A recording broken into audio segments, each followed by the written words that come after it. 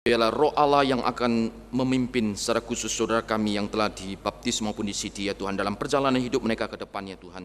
Ketika mereka menghadapi godaan, cobaan, tantangan hidup, biarlah kuasa darah Kristus membungkus mereka dan menaungi mereka, ya Tuhan, supaya mereka boleh keluar sebagai pemenang di hadapan Engkau dalam perjalanan iman mereka, ya Tuhan. Terima kasih. Dan saat ini kami merendahkan hati kami di hadapan Engkau dengan membaca firman Tuhan. Tuhan berkati waktu yang ada ini. Roh Kudus memberikan pencerahan, hati yang mau belajar dan hati yang mau taat di hadapan Engkau. Terima kasih Bapa, dalam nama Yesus kami berdoa. Amin. Mari Bapak Ibu, saya mengajak kita bersama-sama melihat satu bagian firman Tuhan dari kitab Mika, pasal yang kelima, ayat yang pertama hingga ayat yang kelima.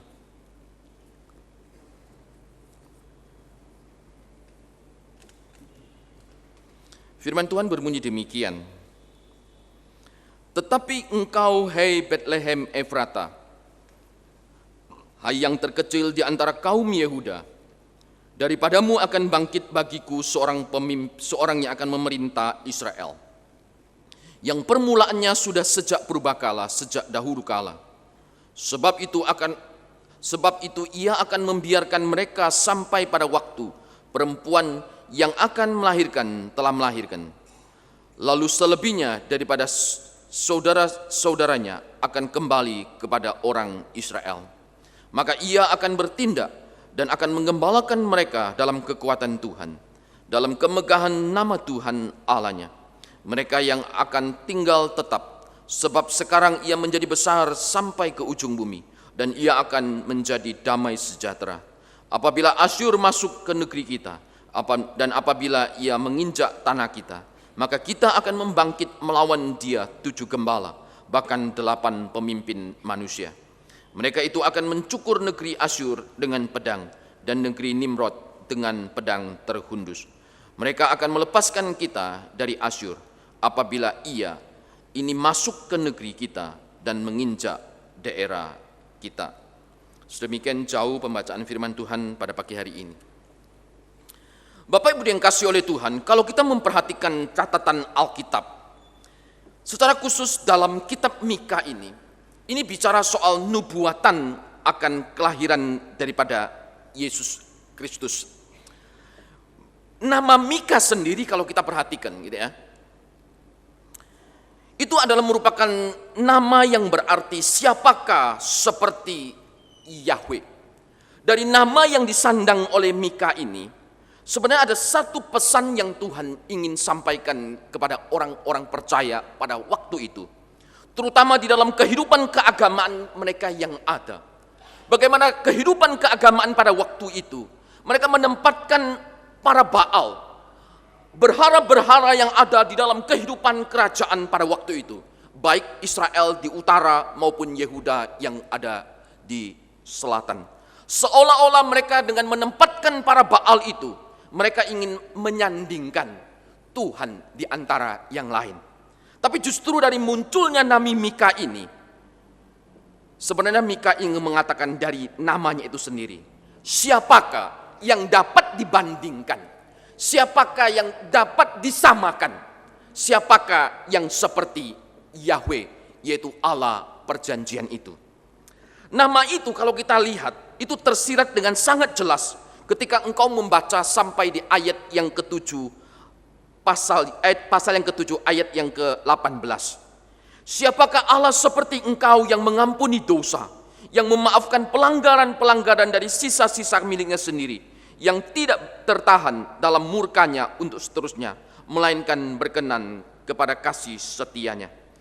Dari nama Mika ini, sebenarnya dari sejak awal Tuhan ada satu berita yang ingin Tuhan sampaikan kepada orang-orang percaya, umat pilihan Tuhan, yang dikatakan sebagai umat remnant, umat yang sisa itu, yang menjadi milik daripada Tuhan Allah itu sendiri.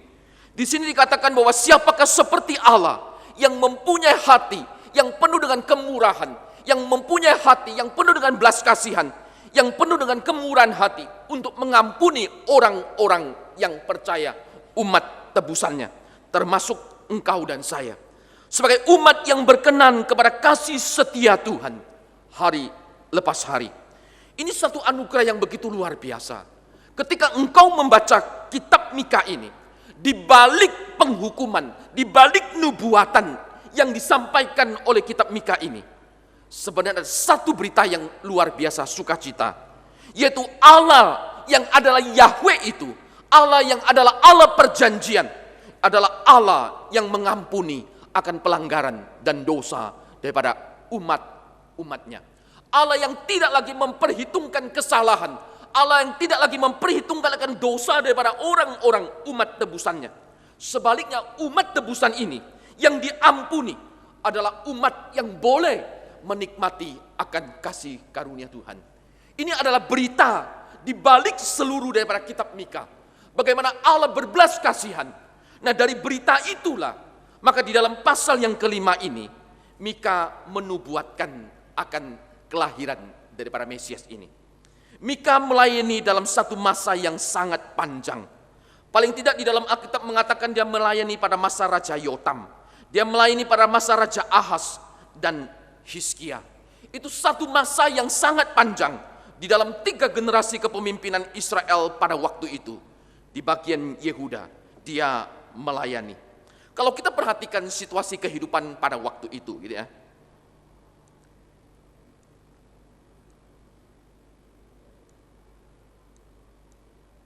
Secara politik kerajaan Yehuda pada waktu itu Israel Selatan sedang mengalami pengepungan oleh kerajaan Asyur.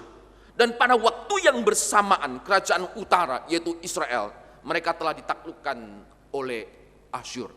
Jadi engkau bisa membayangkan situasi politik pada waktu itu ketika Mika melayani. Satu kondisi kehidupan yang begitu menakutkan. Umat pada waktu itu mengalami ancaman karena mengalami kepungan dan tekanan daripada invasi kerajaan daripada Asyur pada waktu itu. Apalagi pada waktu itu ketika mereka melihat di sebelah utara, kerajaan Israel utara itu, mereka sudah mengalami kehancuran, mereka sudah ditaklukkan oleh Asyur. Nah, dalam kondisi kehidupan seperti ini, saya percaya umat pada waktu itu mengalami ketakutan. Umat mengalami satu kondisi keputusasaan yang begitu luar biasa. Nah, apalagi kalau kita sandingkan secara keagamaan, kalau kita perhatikan gitu ya. Secara keagamaan orang-orang Yehuda hidup dalam satu kondisi kegelapan. Para pemimpin dan imam tidak melakukan apa yang seharusnya mereka lakukan. Kalau kita lihat di dalam kitab Hakim-Hakim, dikatakan bagaimana para imam mengajar hukum Taurat karena bayaran.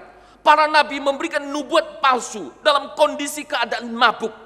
Para nabi menyesatkan bangsa sehingga alak daripada moral bangsa itu menjadi sangat rusak.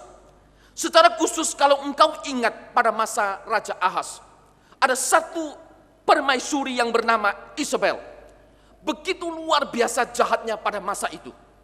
Di dalam masa kerajaan Ahaz itulah kegelapan begitu luar biasa terjadi pada zaman itu.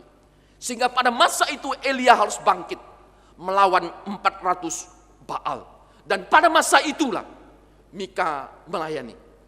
Anda bisa membayangkan secara politik mereka tidak mengalami rasa tentram.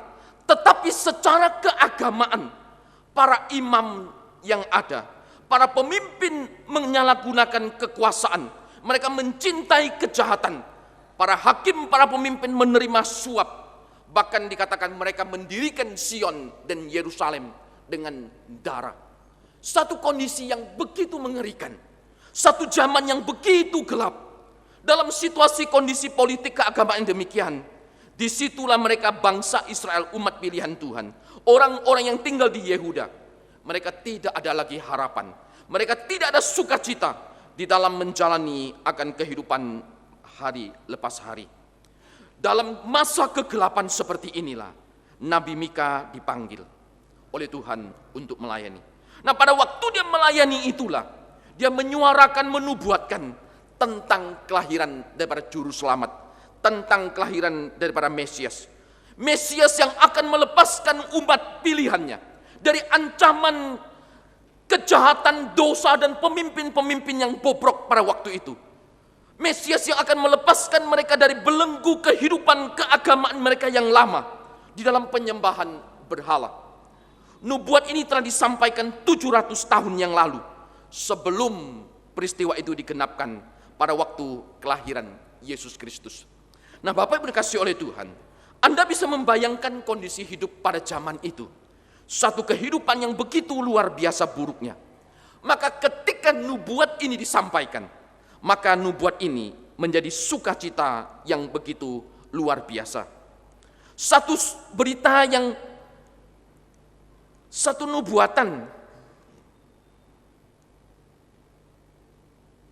yang menubuatkan bangkitnya seorang pemimpin baru yang memimpin umatnya dengan kekuatan Tuhan, yang menghadirkan damai sejahtera dan yang akan mengalahkan akan Asyur.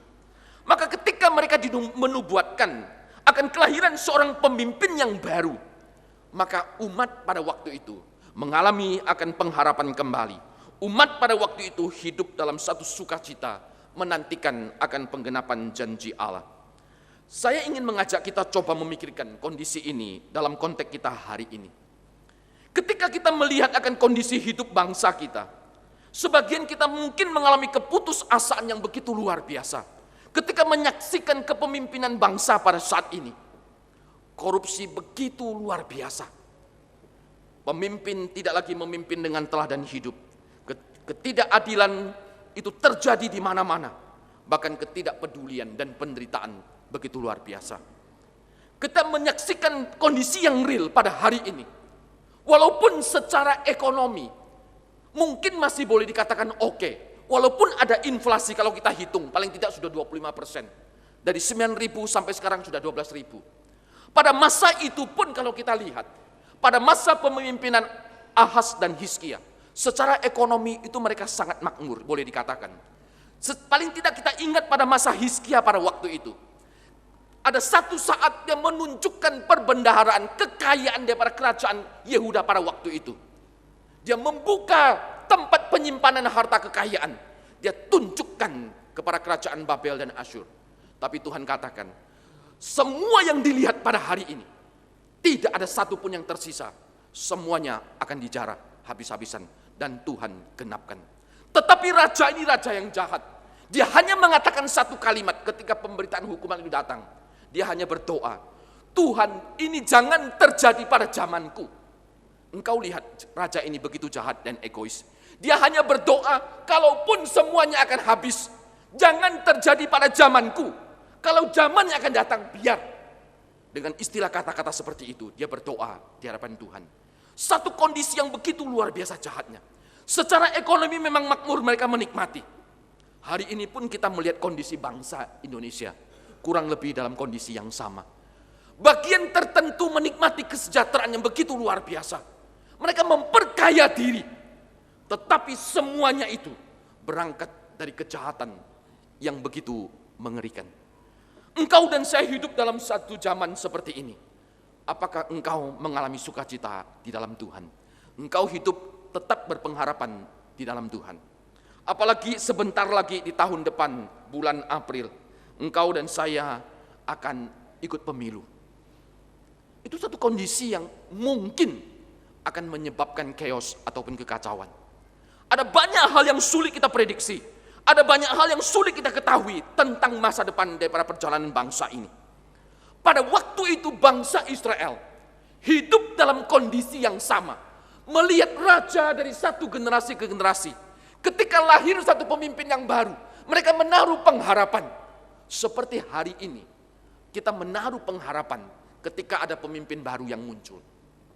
Ketika ada pemimpin yang keluar dengan integritas yang baik, kita merasa itu satu penghiburan yang begitu luar biasa. Dan pemimpin yang demikian, biasanya kita sambut, kita menaruh pengharapan supaya melalui kepemimpinan ini, ada perbaikan di hari-hari yang mendatang. Bangsa Israel pada zaman itu mengalami kondisi yang sama. Ketika dari satu raja ganti ke raja yang lain, mereka terus berharap di sini ada satu kepemimpinan yang baru. Tetapi kondisi yang ada tetap terulang. Sehingga di sini dilukiskan Yotam, Ahaz dan Hizkia dari 3 generasi kepemimpinan. Semuanya dalam kondisi yang begitu mengerikan.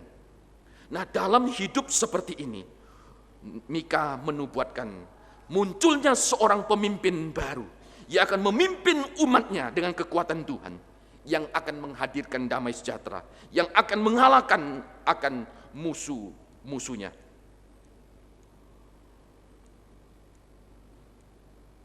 Nah, dari ayat yang keempat, kalau engkau perhatikan dengan bacaan kita, di situ dikatakan nubuat ini disampaikan berkaitan dengan Mesias ini. Alkitab mengatakan dia akan menjadi damai sejahtera, dan ini menjadi tujuan kehadiran daripada Mesias di tengah-tengah dunia ini. Pertama, damai ini adalah damai antara manusia berdosa dengan Allah. Ini hanya bisa terjadi melalui iman mereka kepada Yesus Kristus. Karena di dalam kitab Roma mengatakan, sebab melalui itu, kita yang dibenarkan karena iman, kita hidup dalam damai sejahtera dengan Allah, oleh karena Tuhan kita, Yesus Kristus. Masyarakat pada zaman Mika itu selalu berpikir demikian. Ketika mereka mengalami ketidakpastian secara politik dan secara keagamaan, mereka selalu berpikir secara keuangan kita oke, secara finansial kita baik. Mereka berpikir dengan jaminan finansial yang baik itu, mereka bisa mengatasi banyak hal dan hidup dalam damai sejahtera. Ternyata pada zaman itu, walaupun kondisi ekonomi dan finansial sangat makmur, mereka tetap tidak hidup dalam damai sejahtera, tidak dalam sukacita. Karena persoalan manusia yang paling utama bukan kekurangan uang atau finance, bukan. Karena masalah manusia yang paling hakiki adalah keberdosaan manusia di hadapan Tuhan. Pada zaman itu, umat menyembah berhala sungguh-sungguh luar biasa. Sehingga Alkitab mengatakan, Ahaz melakukan dosa melebihi siapapun juga nenek moyangnya. Dengan kata lain, satu kondisi keberdosaan yang sulit untuk dibandingkan dan dibayangkan. Orang dulu belum pernah lakukan, dia lakukan. Satu kondisi yang begitu mengerikan. Itu sebenarnya menjadi penyebab mereka mengalami akan kondisi bagaimana hidup mereka terancam secara politik maupun keagamaan. Mereka mengalami kondisi yang sangat menyedihkan. Nah, Alkitab mengatakan bahwa Mesias yang hadir ini, yang dinubuatkan ini, dia akan menjadi damai sejahtera, menyelesaikan persoalan yang paling utama, paling hakiki dalam hidup manusia, yaitu masalah keberdosaan. Melalui kelahiran Kristus inilah Paulus melihat dengan sangat jelas bagaimana kita didamaikan kembali dengan Allah. Bapak Ibu yang dikasihi oleh Tuhan, setiap kali kita memasuki masa raya Natal seperti ini, kita harus ingat kembali bahwa tujuan utama kehadiran Kristus di tengah-tengah dunia ini adalah untuk mendamaikan engkau dan saya yang berdosa dengan Allah yang Maha Kudus. Supaya melalui pendamaian seperti itulah engkau dan saya boleh mengalami sentosa dan sukacita di dalam Tuhan. Lalu yang kedua, kalau engkau baca di dalam damai sejahtera manusia dengan damai sejahtera yang Tuhan berikan, di sini dikatakan bahwa damai sejahtera ini adalah yang kedua, berkaitan dengan damai di dalam hati yang Tuhan anugerahkan. Sejak manusia jatuh di dalam dosa, maka manusia kehilangan damai dalam hati mereka.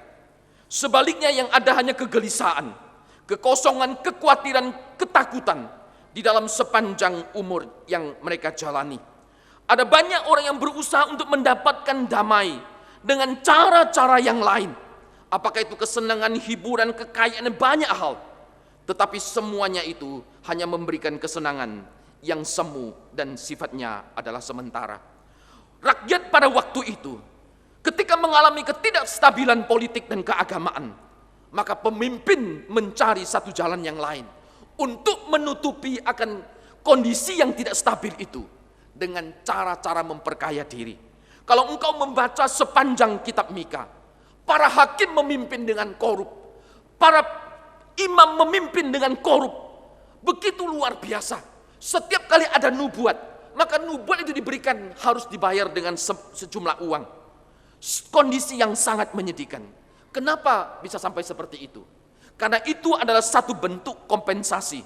Ketika hati mereka kehilangan damai sukacita daripada Allah, mereka berpikir dengan uang itu mereka bisa memperoleh damai itu. Tapi semakin mereka mencari, semakin mereka kehilangan. Semakin mereka mencari, mereka mengalami kekosongan dan kegelisahan. Nah, karena itulah maka Mika menubuatkan akan kelahiran daripada Mesias ini, yang akan memberikan damai di dalam hatimu. Dan ini digenapkan dalam pribadi Kristus. Yesus dalam Yohanes pasal yang ke-14 ayat 27 mengatakan, damai sejahtera ku tinggalkan bagimu, damai sejahtera ku berikan kepadamu. Dan apa yang kuberikan tidak seperti yang diberikan oleh dunia kepadamu.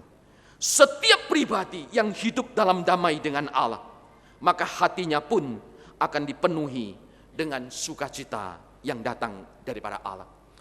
Bapak Ibu yang kasih oleh Tuhan, hari ini kalau engkau dan saya hidup dalam kegelisahan, kehilangan kedamaian, mungkin salah satu penyebab adalah kita menjauh daripada Tuhan. Kita kehilangan sukacita di dalam hati kita di hadapannya. Biarlah dalam masa raya Natal seperti ini, engkau dan saya boleh kembali kepada Allah. Supaya engkau sekali lagi didamaikan di dalam Kristus. Supaya damai sejahtera Allah boleh tinggal di dalam hatimu. Bapak Ibu yang kasih oleh Tuhan, kalau kita perhatikan dengan sungguh-sungguh di dalam Alkitab yang kita baca ini, gitu ya, kata yang dipakai di dalam Alkitab, yaitu kata sukacita, itu mempunyai satu hubungan yang erat dengan anugerah. Di dalam bahasa Yunani kata sukacita itu dari kata kara, dan kata anugerah itu adalah karis. Nah, kedua kata ini mempunyai akar kata yang sama. Dengan kata lain, sebenarnya Alkitab ingin mengatakan satu hal kepada kita semuanya.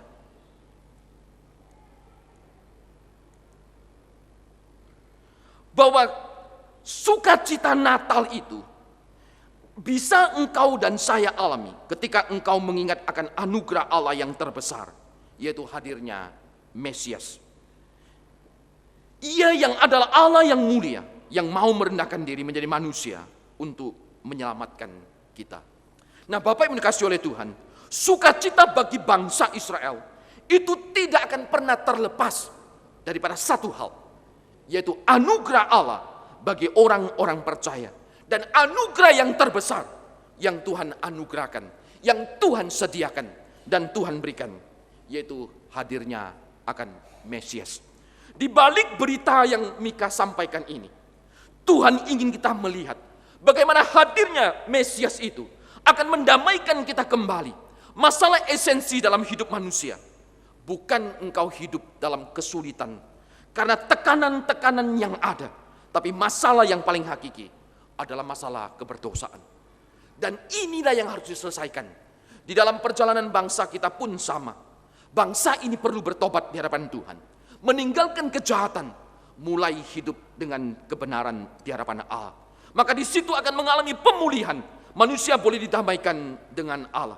Di balik damai sejahtera itulah Tuhan akan memberikan sukacita bagi engkau. Dan sukacita itu bisa engkau dapatkan kalau engkau memperoleh anugerah yang datang daripada Kristus, yaitu kelahiran daripada juru selamat, yaitu Mesias. Tanpa engkau dan saya menerima anugerah ini, maka engkau dan saya tidak akan pernah bisa menikmati sukacita yang datang daripada Tuhan. Hidup yang kita jalani ke depan, saya percaya engkau dan saya merindukan damai sejahtera, baik di tengah-tengah keluarga, di tempat engkau bekerja, maupun secara konteks berbangsa.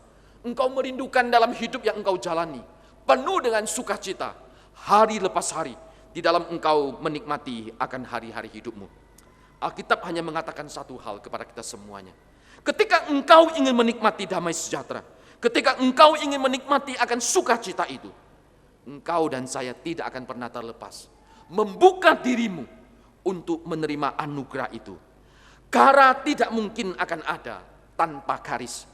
Engkau dan saya harus menerima akan anugerah itu. Anugerah berupa akan lahirnya Yesus Kristus, Juru Selamat. Ia yang adalah Tuhan, menjadi manusia, mati di atas kayu salib untuk menyelamatkan engkau dan saya.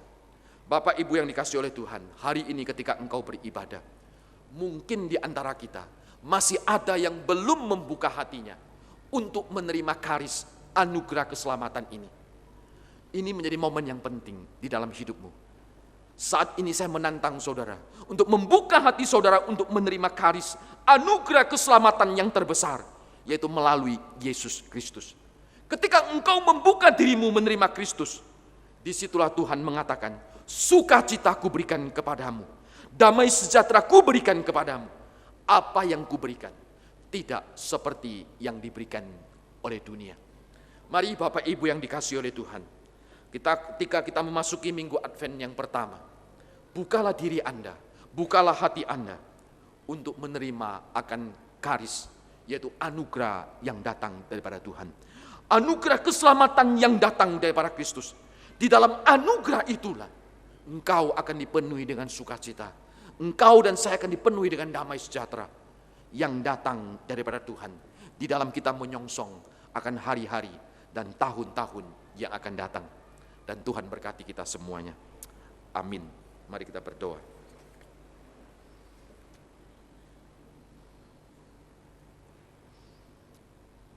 Tuhan, terima kasih. Engkau memimpin kami memasuki masa raya Advent yang pertama. Hidup kami tidak bedanya ya Tuhan dengan kondisi hidup masyarakat dan umat pada zaman Mika.